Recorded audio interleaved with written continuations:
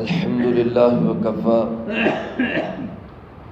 وسلام علی عباده الذین اصطفى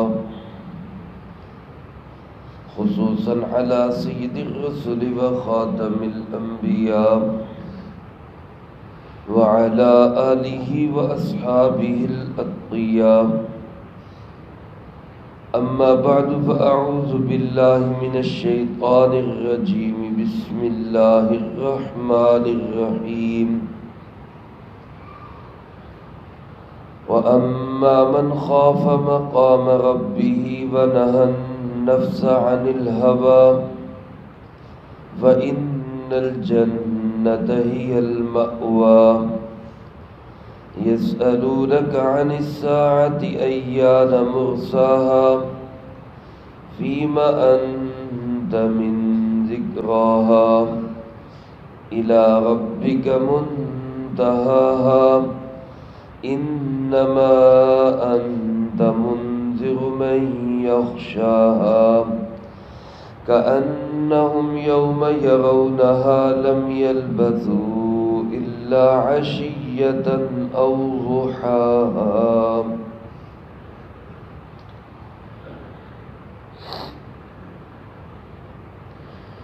اس سے پہلی آیات مبارکہ میں قیامت کے قائم ہونے کے دلائل کے بعد اللہ رب العالمین نے جہنم میں جانے والوں کے دو کام بیان کیے. جس شخص کے اندر دو چیزیں ہوں گی جہنم اس کا ٹھکانہ ہوگا. ایک فرمایا جو طاغی باغی سرکش ہوگا، اور دوسرا جو دنیا کو آخرت پہ ترجیح دے گا. آج کی جو آیات مبارکہ تلاوت کی گئی اس میں اللہ رب العالمین نے وہ دو صفات بیان فرمائی جن کی بنیاد پہ انسان کا ٹھکانہ جنت بنتی ہے. اللہ پاک ہم سب کو جنت میں ٹھکانہ نصیب فرمائے. یہ دو صفات اگر ہمارے اندر ہوں، اللہ کا شکر ادا کریں. الحمدللہ ہم ان دو صفات سے متصف ہیں، اور اللہ نے چاہا تو انشاءاللہ جنت ہمارا ٹھکانہ ہوگا. اور اگر یہ دو صفات نہیں ہیں یا کم ہیں تو میرے عزیز دوستو ان دو صفات کو ہم بھی اپنے اندر پیدا کرنے کی کوشش کریں. پہلی صفت کیا ہے؟ فرمایا وَأَمَّا مَنْ خَافَ مَقَامَ رَبِّهِ، جو شخص اپنے رب کے سامنے کھڑے ہونے سے ڈر گیا، یعنی خوف خدا اس کے دل میں پیدا ہو گیا. اس بات کا ڈر دل میں ہر وقت رہا کہ میں نے اپنے رب کے سامنے کھڑے ہونا ہے، رب کے سامنے میری پیشی ہونی ہے، میری حاضری لگنی ہے. اور اس میں کوئی شک نہیں، ہر مسلمان کو اس بات کا یقین ہے کہ مرنے کے بعد ہم نے کہاں جانا ہے؟ اللہ رب العالمین کے سامنے جانا. میں کل کے درس میں بھی عرض کر چکا ہوں کہ جو آخرت کو مانتے ہی نہیں، جن کا عقیدہ ہی نہیں آخرت کا، جو مرنے کے بعد کی زندگی کے قائل ہی نہیں ہیں، ان لوگوں کا تو گمراہ ہو جانا، مرضی کی زندگی گزارنا، حلال حرام کی تمیز اٹھ جانا، رشتوں کا تقدس پامال کر دینا سمجھ میں آتا ہے. وہ مانتے ہی نہیں، ان کو کوئی ڈر خوف ہی نہیں. مسلمان جس کا عقیدہ ہے کہ مرنے کے بعد زندگی ہے اور رب کے سامنے پیش ہونا ہے، اس کے باوجود بھی وہ دین سے انحراف کرے، غلط عقیدہ اپنائے، غلط عمل اپنائے، غلط اخلاق بنائے، حلال حرام کی تمیز نہ کرے، تو مسلمان پر زیادہ تعجب ہوتا ہے. مان کر بھی پھر نہیں تسلیم کر رہا. اب میرا آپ کا الحمدللہ ایمان ہے، اللہ ہمیں اسی ایمان پہ موت نصیب فرمائے. کہ مرنے کے بعد ہم نے رب کے سامنے پیش ہونا ہے۔ بس اس یقین کو اور بڑھانے کی ضرورت ہے کہ ہر وقت یہ بات ذہن میں رہے، ہر وقت یہ دل دماغ میں گھنٹیاں بجتی رہیں کہ میں نے اپنے ہر عمل کا حساب دینا ہے۔ اور دوسری چیز کیا فرمایا؟ وَنَهَى النَّفْسَ عَنِ الْهَوَىٰ، وہ اپنے نفس کو خواہشات سے روک لے۔ اور علماء نے لکھا ہے کہ یہ دو چیزیں دو نہیں، حقیقت میں ایک ہی ہے، کیونکہ جو اللہ سے ڈرے گا، جس کے دل میں رب کا خوف ہوگا، جس کے دل میں ہر وقت یہ گھنٹیاں بجیں گی کہ میں نے رب کے سامنے پیش ہونا ہے، وہ کبھی بھی اپنی مرضی کی زندگی نہیں گزارے گا، وہ خواہشات کی زندگی نہیں گزارے گا، وہ وہی زندگی گزارے گا جو اللہ کی چاہت کی زندگی ہوگی، اپنے آپ کو روک لے گا۔ تو لہذا یہ دو چیزیں جو آپس میں جڑی ہوئی ہیں، اپنے رب کے سامنے کھڑے ہونے کا ڈر اور خوف، اور اپنے آپ کو خواہشات کی زندگی سے روک لینا، ان دونوں چیزوں پہ اللہ پاک فرماتے ہیں فَإِنَّ الْجَنَّةَ هِيَ الْمَأْوَىٰ، اس شخص کا ٹھکانہ جنت ہوگا، اس شخص کا ٹھکانہ جنت ہوگا۔ میرے عزیز دوستو، مفسرین کرام رحمہم اللہ نے لکھا ہے نفس کو خواہشات سے روکنے کے 3 درجے ہیں، اپنے نفس کو خواہش سے روکنے کے 3 درجے ہیں۔ پہلا درجہ یہ ہے کہ انسان غلط عقائد سے اپنے آپ کو بچائے، جتنے بھی غلط عقیدے ہیں، شرک کے، کفر کے، گمراہی کے، ضلالت کے، ان تمام عقائد باطلہ سے اپنے آپ کو بچائے۔ عقیدہ اور ایمان ٹھیک ہونا یہ سب سے پہلے ضروری ہے، اور جس شخص نے عقیدے اور ایمان میں ہی اپنے نفس کی پرستش کی اور اپنے نفس کے پیچھے چلا، اسی کے متعلق تو اللہ پاک نے فرمایا اَرَأَيْتَ مَنِ اتَّخَذَ إِلَٰهَهُ هَوَىٰ، کیا آپ نے دیکھا ایسے شخص کو جس نے اپنا معبود ہی اپنی خواہش کو بنا لی؟ خواہش کا پجاری یہی تو انسان ہے کہ جہاں دل کیا ماتھا ٹیک دیا، جہاں دل کیا اپنا سجدہ ریز ہو گیا، جہاں دل کیا وہاں سے جا کے منت مراد مانگنی شروع کر دی۔ یہی تو سب سے پہلی بنیاد ہے جہاں انسان آ کے پھنستا ہے۔ اس لیے خواہش سے روکنے کا پہلا درجہ یہ ہے، پہلی سٹیج یہ ہے کہ انسان اپنا عقیدہ درست کرے۔ عقیدہ درست ہوگا تو وہ مسلمان کہلائے گا، اہل سنت والجماعت کا فرد کہلائے گا۔ اگلا درجہ یہ ہے نفس کو خواہش سے روکنے کا کہ انسان کبیرہ صغیرہ گناہوں سے بچے، کبیرہ سے بھی صغیرہ سے بھی، حتیٰ کہ فرمائے کہ مشتبہات، جو چیزیں شبہ میں ڈال دینے والی ہیں ان سے بھی بچے۔ رسول اللہ صلی اللہ علیہ وسلم نے اس کو ایک مثال سے یوں سمجھایا، میں مفہوم عرض کر دیتا ہوں۔ فرمایا الحلال بین والحرام بین، حلال بھی بالکل کلیئر ہے اور حرام بھی بالکل کلیئر ہے، وبینہما مشتبہات، حلال اور حرام کے درمیان کچھ چیزیں ایسی ہیں جو مشتبہات ہیں۔ اور آپ نے فرمایا کہ انسان کا کام ہے کہ اپنے آپ کو شبہ والی چیزوں سے بھی دور رکھے، اور اس کو مثال سے یوں سمجھایا کہ پہلے زمانوں کے اندر جو بڑے لوگ ہوتے تھے، سیٹھ لوگ ہوتے تھے، بادشاہ لوگ ہوتے تھے، وہ اپنے جانوروں کے لیے اپنی ایک مخصوص چراگاہ رکھتے تھے۔ یہ چراگاہ صرف ہمارے جانوروں کی ہے، اور غریب آدمی جو ہے اس کا جانور بھی قریب پھٹک نہیں سکتا تھا۔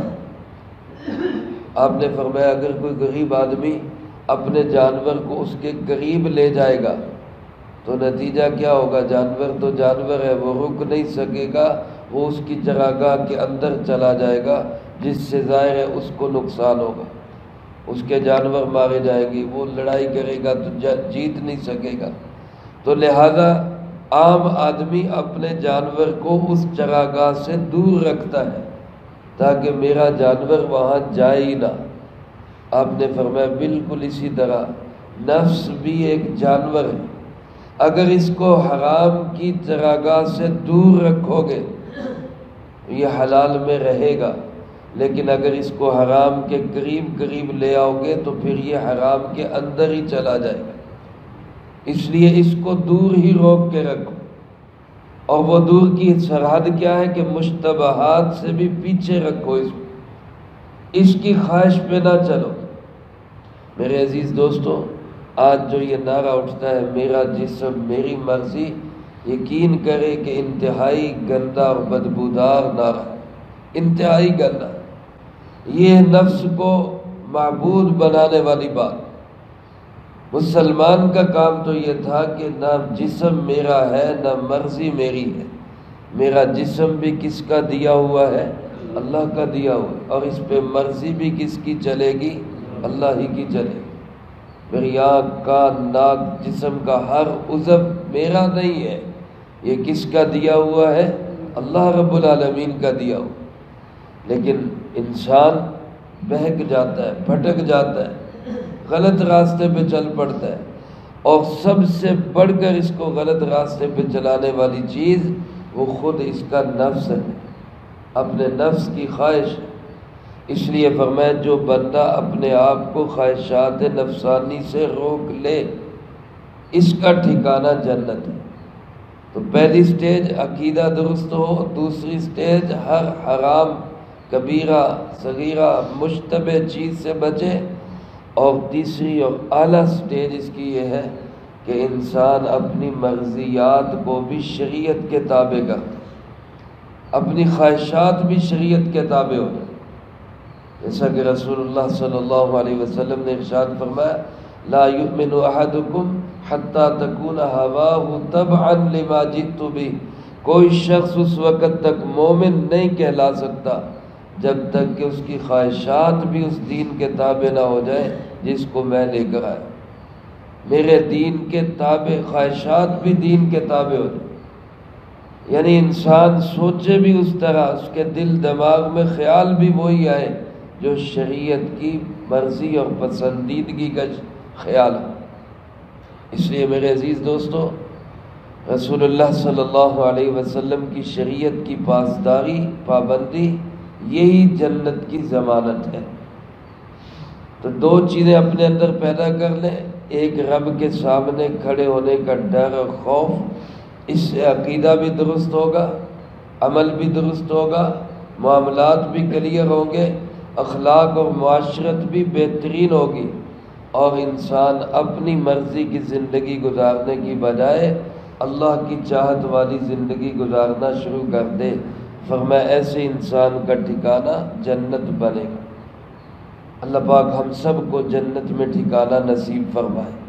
آخر صورت میں پھر دوبارہ اسی بات کو دہرایا جا رہا ہے کہ جو منکرین قیامت ہے، اللہ کو نہیں مانتے، رسول اللہ صلی اللہ علیہ وسلم کو نہیں مانتے، مرنے کے بعد دوبارہ زندگی کے قائل نہیں، قیامت کے قائل نہیں، یسألونک، وہ آپ سے سوال کرتے ہیں، وہ آپ سے سوال کرتے ہیں عن الساعۃ ایان مرساہا، کہ قیامت کب لنگر انداز ہوگی۔ مرسا کہتے ہیں جہاز جب بندرگاہ پہ پہنچے تو اس کو روکنے کے لیے جو استعمال کیے جاتے ہیں، لنگر استعمال کیے جاتے ہیں، رسیاں لگائی جاتی ہیں، رکاوٹیں کھڑی کی جاتی ہیں، ان کو کہتے ہیں مرسا۔ جہاز کب لنگر انداز ہوگا؟ تو یہ آپ سے سوال کرتے ہیں قیامت کب آئے گی؟ رسول اللہ صلی اللہ علیہ وسلم سے پوچھا کرتے تھے کہ ہمیں جی اس کا متعین وقت بتائیں، تعین بتائیں، کس سال آئے گی، کس دن آئے گی، کس وقت آئے گی۔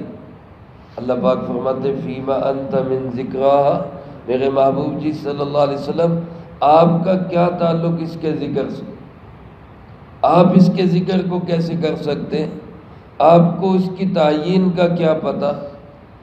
قیامت کب آئے گی اس کا متعین وقت جاننے والا صرف کون ہے؟ اللہ۔ کسی کو نہیں پتا، کوئی نہیں جانتا قیامت کب آئے گی۔